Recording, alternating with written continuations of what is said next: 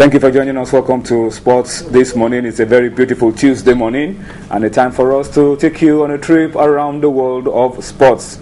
My name is Tony Ibitoye. Yemi Adebayo is my partner on the program this Tuesday, and together for the next 25 minutes, Yemi and I will be taking you through all that we have lined up on the show on a wonderful day like this, a day that we're expecting so much to happen, particularly for lovers of football, not just in Europe. Yeah. Lovers of football everywhere in the world. Across the globe. All attention will be glued on the Camp Nou. Yeah. Barcelona against AC Milan in a knockout game. Yeah. Winner takes all. First leg 0-0. Couldn't have been better. Yeah. I'm so very happy. I mean, we've been treated to a feast of football over the weeks. And every day now, they always seem to... There was something a game to look forward to. Yeah. Yesterday night, there was a game. Even in the Today, Spanish league. There will be two games. Yeah. A lot of interesting talking points for us. And especially the game tonight. Game of the month for me. I hope to... Both teams will need to score if they win, if they must win. Yes. Both teams will need to score. And it doesn't get bigger and better than that. If they must win, unless he ends in a penalty. And even if he ends in a penalty, and the penalty shootout comes, people must still score from the penalty spot. The ball still has to go into the back of the net for somebody to win. Yeah, but it's going to be very interesting tonight to see how the teams will set themselves out to play. Okay, we'll talk about that later on the show. But before we get to that part of sports this morning, when we'll talk about the big games lined up in Europe, we will fill you in with what is happening on the domestic scene, what is happening in Abuja with the home base Eagles. We will talk about West African University games. We'll talk para soccer on the program this morning, and we'll talk basketball as well on sports this morning before we go on and take a look at what is happening abroad. We will also, at some point on the show, take a look at the papers to find out what stories are dominating the headlines on sports this morning. And, hopefully, before we wrap it up, we will be able to give you an idea of what that happened yesterday at Ewood Park. United, when they saw the Concord, now 5 points clear at the top. So let's go straight to the business of the day. Yemi, let's start from home, and let's start from the boardroom. A lot of things that happen in the boardroom have a way of impacting on what happens on the football pitch. It's not even having a way. It always impacts on most times. Most of the time. Yeah. Okay, so let's start off from what happened yesterday in the boardroom. The Nigerian Football Federation, the appeals committee of the Nigerian Football Federation met, and guess what? The widely celebrated case of match fixing involving Dolphins and Sunshine was looked at, and what did they come up with? The appeals committee came up with the fact that Dolphins and Sunshine are not guilty of match fixing, and they've been cleared of all match fixing allegations, that the evidences were not strong enough, and so they've been cleared. So at the end of the day, Dolphins and Sunshine were innocent of the charges.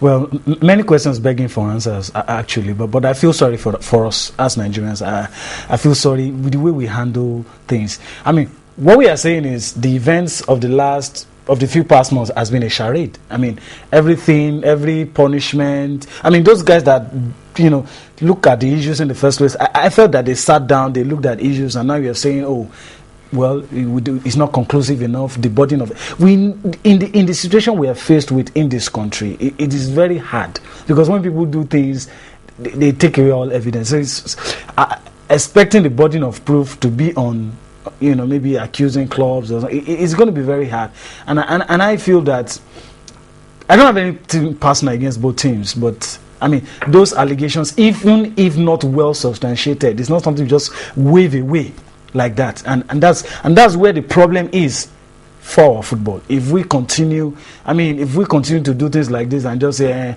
since you don't have enough proof, let's just go on with business as usual. I mean, for me, it's a sad point. All right, so the appeals committee have now upturned all the decision of the disciplinary committee. There was a 20 million naira fine for, I think, Sunshine. There was a 10 million naira for Dolphins. There were 5-year bans. As unbalanced as the judgment was in the first place. Yeah. But we still felt some sort of punishment was meted out. Should have gone out. And now you're saying 5-year ban. Yeah. They said there was no evidence. But wiping the slate clean. But then, what about those officials that were found to have been culpable in making calls, and those that were culpable in carrying officials, all of that? Well, we'll come to it later on, but I mean, it's one issue that I'm sure will generate a lot of reactions going forward. But the decision of the appeals committee is what you have seen on your screen. No match fixing for Dolphins, no match fixing for Sunshine. But Yemi, you were about saying something. Where does this leave us? Because unless we don't want to tell ourselves the truth, we need to structure out relationships between clubs and referees. We've seen a lot of terrible refereeing. We've seen a lot of punishment for refereeing in recent times. We felt that this was going to be a good point for us to start to do things the proper way. Yeah, I felt personally that we will get a chance to clean our house, clean up our act. Like you said, look ourselves in the face and tell ourselves the truth. I mean, it's all about football development. And the way we are going up. I mean, I'm sorry to stick this in, but to me, it looks like some people are seeing themselves as opposing bodies. So when this one takes a decision, the next thing the other party comes to do is I'm going to upturn. So this is the same NFF. The disciplinary committee looked at the Article 4.5 and came up, although they didn't apply the full weight of the article, came up with their own judgment. And this time, the appeals committee have looked into it and they have something different. That's what I'm saying. We don't need to be doing this to ourselves. I mean, what would you have wanted? I would have wanted. They said there was no evidence. No. Let's not play that. This is Nigeria. For instance, you go to stadiums. I don't want to say anything about the Warri Wolves games, but I saw some things in the game that, a lot of you can't get evidence. Let's just, where are the cameras? They know where the cameras are here. They're going to make sure that the evidence, you don't just get to have it. So it's just your word against whoever's. And so, for these allegations to have been made, we should take them seriously, and even if the punishment is not severe, but at least something to serve as a deterrent. But what we are doing now is wiping the slate clean. And what it does is that it serves as a precedent. So anybody that does whatever, as long as you cannot prove, even if a person is killed, what you are saying is, as long as you cannot prove. And you see, corruption is worse than any other thing, and if we allow this it will breed so many problems. And that's why I feel in Nigeria the things we do is we are looking at the symptoms of the disease. We're not trying to cure the disease. All these things are just the symptoms, and we need to go to the root, or else we just stay here and continue talking about the problems day in, day out, if we don't really go to the root of the problem and stop this cancerous growth. I hope he has not even taken over everything, but at least we can still root out some of these things, and even if it is allegation, whether it's true or not, we won't get to hear it again. All right, those two teams involved in the whole issue, Dolphins and Sunshine. Interestingly, it was originally Lobby Stars that even raised the alarm, but somehow Dolphins came into it. But from what you've heard now, the appeals committee have met and they've cleared these teams of match fixing. I'm sure the reactions will continue over a number of days and even weeks going forward. Okay, let's go to something else. This time, let's talk about the Eagles in camp. Camp opened officially yesterday. We're looking forward to the friendly game, Nigeria against Egypt, April the 12th. But the issue that we talked about yesterday, I think we should spend more time to talk about it. 18 home-based players in camp. Some more will join today. The issue that we talked about was the issue of the clubs and their continental games, crucial continental games this weekend. For Warri Wolves, they are playing as early as Friday. So, and they have about 4 players, key players. How do you balance that? How do you balance it? They have a crucial CAF Confederations Cup game on Friday. You have a friendly game with the national team. Where do the players go? How do they get ready for these continental games? How do you strike that balance? That's the issue now. I hope, I don't want to preempt whatever the NFF is doing, and I do hope that there are a lot of brilliant people amongst their officials, and I hope that they are trying to fashion out something, maybe a sort of compensation, because the index of inviting these guys into the team is their performance for their clubs. And if you deny the clubs, the club has been the platform of getting these guys into the national team, and if they don't play for these clubs, you don't get to see them. And if it affects the fortune, God forbid, if some of these teams do relegate, some of these players, you won't talk about them anymore. So we should help ourselves. The advantage of these guys playing on the continent is there for Nigeria as well. They gather experience, they are able to travel around the African continent, gain exposure, and then bring that to the national team. So it's not as if the national team is the only one doing the clubs some favor with their players in the national team. The clubs are also doing the players and the national team some favor by exposing them to some other environment. It's giving them the platform, putting them into the spotlight for them to be seen, and it's been seen that some of them are good enough to be in the national team, and that's why they are there. But we should not kill these teams, their continental aspirations, and even for those who are not even on the continent, probably the way they would want to end the league, because some teams have like 4 or 5 players in the home base squad, and it will definitely 4 or 5 good players. Let me give you a good example. Definitely affect you. Warri Wolves, the players left for camp yesterday. They are going to be released on Thursday. They have a game on Friday. I don't know how healthy that is for the players. We shouldn't take for granted that they played a goalless draw in the first leg. They still have a lot of work to do. They have their work cut out. Work cut out in the return leg. Atlant also had a first leg goalless draw. They also need to do the job in the return leg. The players are leaving for camp today, and they'll be released from camp tomorrow. So you ask yourself, what's the wisdom in leaving your club, go to the national team for a day, have 2 training sessions, and come back to your club? What about the fatigue? What about the traveling up and down? The risk involved? Honestly, I've looked Dolphins are traveling out to Cameroon. So I think the NFF and the clubs, the Nigerian Premier League, can work something out so that these clubs are not losing and the national team is also not losing. I know it's a good idea to have home-based Eagles, but then it comes with some challenges like this one that we're having now. And I think that now that these issues are coming up, they should look around, look through it and see what can be done. I know there's a price to pay for success, and I know that building a national team is very, very important to our football development. But like I said somewhere in my private discussion with somebody yesterday, I said maybe the NFF should even go as far as paying these players, because Keshi at some point had even complained that some of these players he's working with, some of them would start traveling to obscure leagues, and so get some money for this project to continue and last a long time. You have to balance the angle of the clubs, you have to balance the players in terms of commitment. These players are not complaining now because they see all these things as a means to an end. So when it gets to the stage that you have exposed this player enough, and one of them wants to go to Egypt, and the coach, with all we have done for you, so you need to compensate. And look, if you go to Suriname or Vietnam, this is what you're going to get paid. We in Nigeria, we pay you. If you say you're going to Milan, fine, we'll let you go. But if you're going to Vietnam, you're going to Iran, please stay back in Nigeria and end this match. And let's continue with this project. And the clubs, look, we could do this for you. We could help alleviate some of your problems. And anytime some of these people, like you said yesterday, these people are representing Nigeria. So anytime they have continental assignments, we must make sure, I'm not saying break the rules for them, but we see what happens in Spain. You have a game on Tuesday, they shift your game to Friday, you have enough time to rest. I mean, you don't try to be a cog in the wheel of progress. I mean, Sunshine will always point to what has happened before their continental assignment. And in fact, Sunshine too has some players playing for them and playing for the national team. So we need to work around all that. It's a good idea. And like success, all success bring about problems. And to keep succeeding, you solve a problem, another problem comes up. You create another problem, so and you keep resolving problems. This problem has come up. And success will mean that we solve these problems, move ahead, get more problems, solve them. As we go forward. All right, interesting. But let's bring you some highlights now. On Sunday, Warri Wolves and Sunshine were involved in the Nigerian Premier League Week 18. The game was played at the Dipo Dino Stadium in Ijebu. A fantastic game of football, a lot of controversy around it. But let's bring you the highlights. The 2 teams are involved on the continent. I'll allow you to see their 2 goals, and then we'll come back for more on Sports this morning.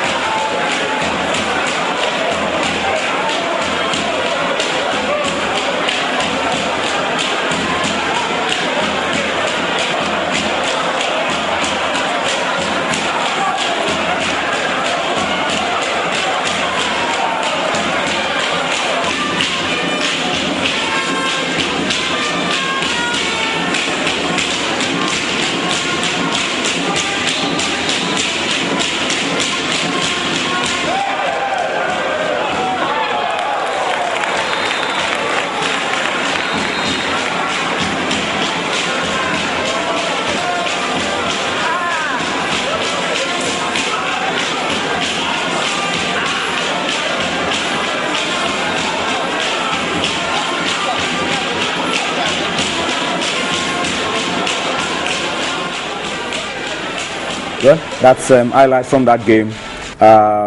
Warri Wolves claiming, Yemi, that the Obabona free kick hadn't crossed the line, but with the benefit of playback and the freezing that our editor did, looked like they crossed the line. I took a good look. I took a good look. They didn't have the benefit of playback that we had, and I saw it. I think the ball did cross the line. It was a good goal. It was a good goal. And the talking point in the game for me was Godfrey Obabuna. He ran Villan at the same time. Yeah, scored the goal. And he messed up in the defense, didn't clear his line. Allowed the game to be 1-1. And he could have. So that's the talking point. But was a good performance by both sides. And Warri Wolves, they've impressed me even last season and this season. The way they play, the way they set themselves out to play. I mean, getting a point on a way so it counts for something. And of course, some warning to Warri Wolves: you don't surround the referee that way. You don't shove the referee that way. You don't push him around that way. It's only in Nigeria that it's done. If it was outside, I think it was only the goalkeeper that didn't join them. Yeah, virtually all the Warri Wolves players surrounded the referee, and I kept wondering what were they going to do. And I don't know if they realized that they were on camera, and it was bad. I mean, you need to respect referees. I mean, I watched an EPL game yesterday where in fact, I saw the ref calling them by their names, and you don't dare just turn your back on the ref. Not going to the extent of respect for the referee. Yes, not going to the extent of pushing. I think that's one campaign that pushing the ref. Yeah, even your verbal aggression will get you into trouble. Yes, it will. The things you say. So I think our Nigerian footballers, professional footballers, need to know that and don't exhibit such. And I felt for the referee. I mean, probably if I was the central referee, I would have said, "Oh, it wasn't a goal. It wasn't a goal." Because I mean, that's a free kick. That's a free kick. It was a goal. It crossed the line. With the benefit of replay, it crossed the line. So it was a goal. Yeah, that's not even so much of a talking point. It was the reaction of the Warri Wolves players, and I think we have always applauded them for being a professional club. Yes, they should talk to their players. Yes, and I like the way their reaction. Look at this. That guy. Look at him. I mean, shoving the referee. Look at him. Shoving the referee. No. You don't do that. You get a straight red. Yes. It's a straight red. Yeah, and don't do that. Even the ref was gentlemanly. I mean, it's not a matter of being gentlemanly. It's a matter of not having the authority. You send him out. Should have given him a red card. So Warri Wolves, for all that we were always applauded you about. Talk to your players. You don't shove referees. I think it comes down to the NFF and the Nigerian Premier League. Don't lose your cool because respect the referee. Most of these players are Super Eagles materials anyway. So don't lose your cool when you're playing game. The energy they put into hassling the referee and going to that also. I mean, if they had put it into the game, they probably would have won the game because they did fight back, got an equalizer, and probably they could have used that energy, used the momentum, and get a goal, and probably they would have won on any way. So, but that is totally condemnable. Okay, let's move away from that issue and hope that those things will not continue in our league. We will continue to highlight all of these things and hope that we will correct them going forward. Yemi, West African University Games going on University of Ilorin. Already medals are being won, and a lot of these people are getting results. And from the football event, we have some results on your screen. University of Ilorin, the host, beat Kano State University 1-0. FUT of Yola beat Kaduna State University 3-1. Lautech and Unijust played out the 1-1 draw. It's always fun. I mean, those days when we're on campus to go watch universities, this sort of games, is always very, very interesting. Abubakar ABU is Amadou Bello University Zaria and Lead University played out the 1-1 draw. University of Nigeria and Suka and that's probably not a Nigerian university, played out the 1-1 draw. Nasarawa University and Uni Abuja also played out the 1-1 draw. So most of these games are evenly matched. And those days, a lot of quality from university games. Players who could go on to play at the highest level. For the national team, go outside the shores of this country, play for big European clubs. I mean, this is where you discover them.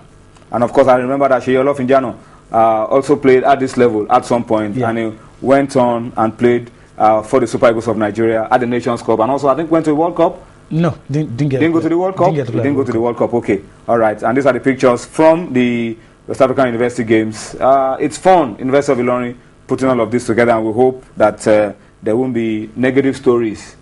There won't be negative stories. They've told us that the main aim is to encourage competition, make students participate and develop, encourage harmony. So it's not always winning at all costs. I mean, they told us that. Okay, let's go to para soccer now. Our time is really running out, and this is football for physically challenged people. And it's taking place in Lagos, starting in a couple of days. Please avail yourself of the opportunity. If you walk into the National Stadium in Surulere, Lagos, you will see that field. I mean, where they play the para soccer, and the two groups: Plateau United in one group, Kwara State in that same group, TC Terror and NAS Warriors. In Group B, you have Premium Sports, Adamawa State, Lead United, Nasarawa State. So they are divided into two groups, and they are playing for some amazing, fantastic prize money put together by the sponsors. And it's a special kind of soccer.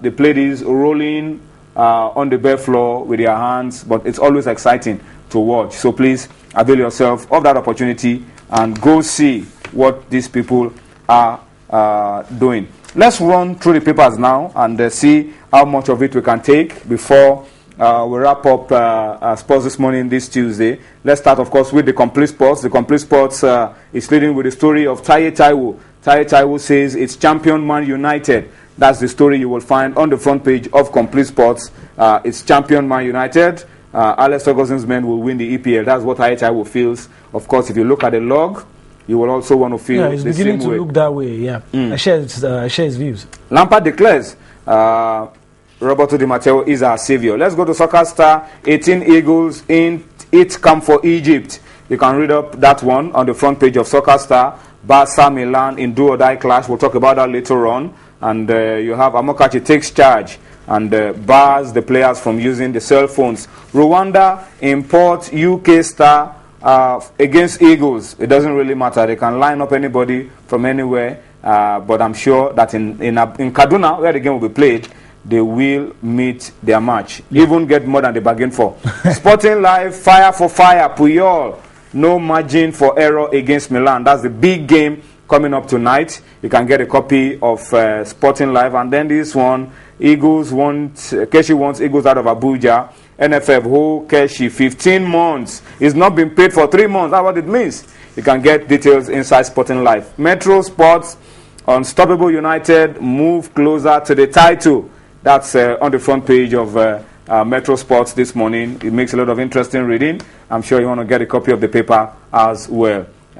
So, NFF won't stop Seinfeld from hiring foreign assistants. You can read up that as well. Arsenal focus, Emirates decider. Van Persie promises Man City. Chelsea, hell. Oh, is he going to play Chelsea? Yeah. Is he going to play Man City? Oh, not looking good at all. And, of course, tied on points with Tottenham. Yeah. Everything to fight for.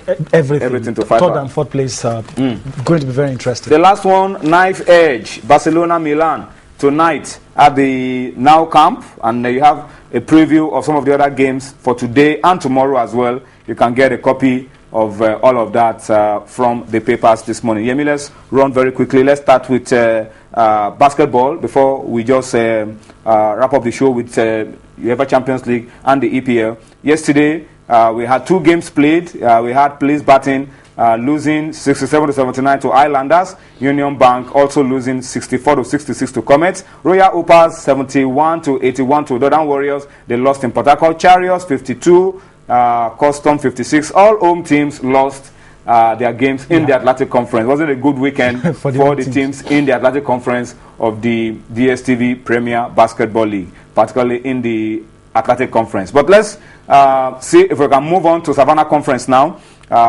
Very different. Some of the home teams won their games. Bauchi Nets 75, Immigration 64, Defenders 76, Niger Porters 81, home loss for Defenders. Yawa Hawks 74, Kada Star 69, and then check out this one. Tabgon Rockets fell apart 46 to 111 to Kano Pillars. High scoring game. That was a scoring game. Whitewash by Pillars. One-sided affair. Former champions Pillars showing that they still have the quality and they're still ready to take the league by storm. And that there is a sports club. It's not just about football. A lot of sporting entities like that. Football team. They have the basketball team. That's how it should be. Sports club. Sports team. Yeah. Sports club. All right. Let's go to the English Premier League now. We told you about it yesterday, and you've also seen the highlights from the papers. United, left the best for the last 10 minutes of the game, and it was Antonio Valencia and Ashley Young with the 2 goals helping United to go 5 points clear. As they were going up, they were sinking Blackburn deeper into trouble.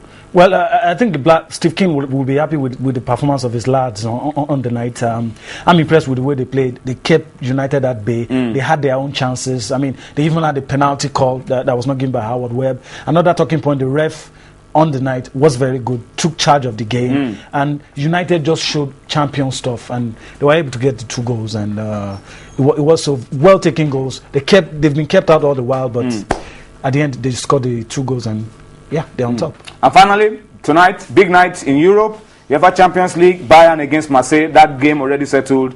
Bayern going into the home game with 2 goals from the first leg. Barcelona, Madrid, evenly poised. Anything can happen in that one. And then, I beg your pardon, Barcelona, Milan. And then tomorrow, Real against Apoel already settled. Chelsea, Benfica looks like already settled as well. So all eyes will be on the Nou Camp. Let's see what happens in the game between Barcelona and AC Milan. A score draw, Milan will go through. But I think, as I said on the show last night, it's a matter of who will outscore the other. Yes. There will be goals. There definitely will be goals. Who will outscore the other? That's the issue. So we have to wrap it up, Yemi. Thank you for your time. Yep. And thank you for watching as well. We'll go now. We'll see you later tonight. Enjoy the rest of your day. Bye-bye.